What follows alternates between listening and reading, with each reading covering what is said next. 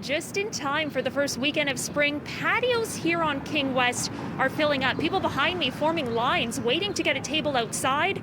This after the Ford government made official that outdoor dining is now allowed in Toronto and Peel regions, providing a big boost for restaurants all across the city struggling to survive this pandemic.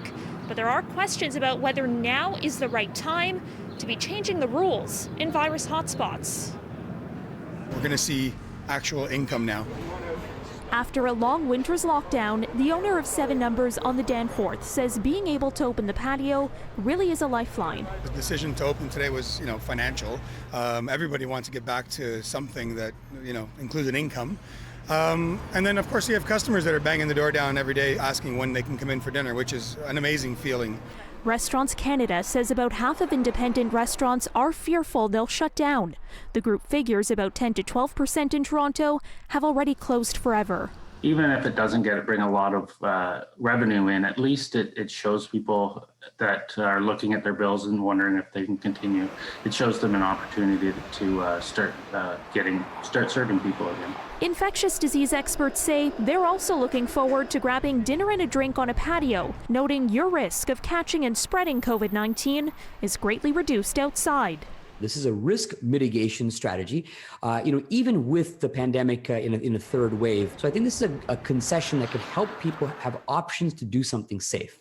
But there are serious concerns around easing restrictions on indoor dining in regions that are no longer in lockdown.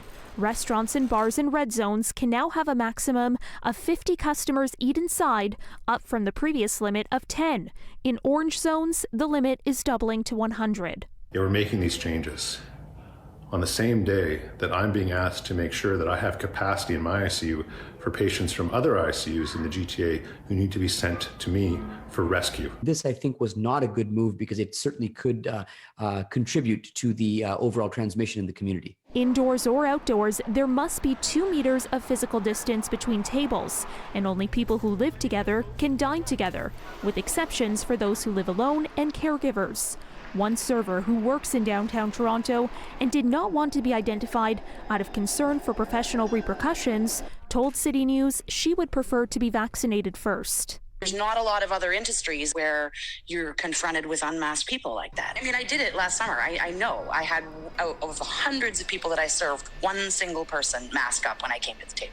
Restaurants Canada says it is pushing the government to make restaurant employees a priority in Phase 2 of Ontario's vaccine distribution plan. When we are allowed to reopen, which happened to be today, I don't want to get closed again, so I hope they've waited long enough. The hardest part about this is the opening and closing. Experts say we are in a race between the variants and vaccines, so while the threat is reduced, it's not at zero.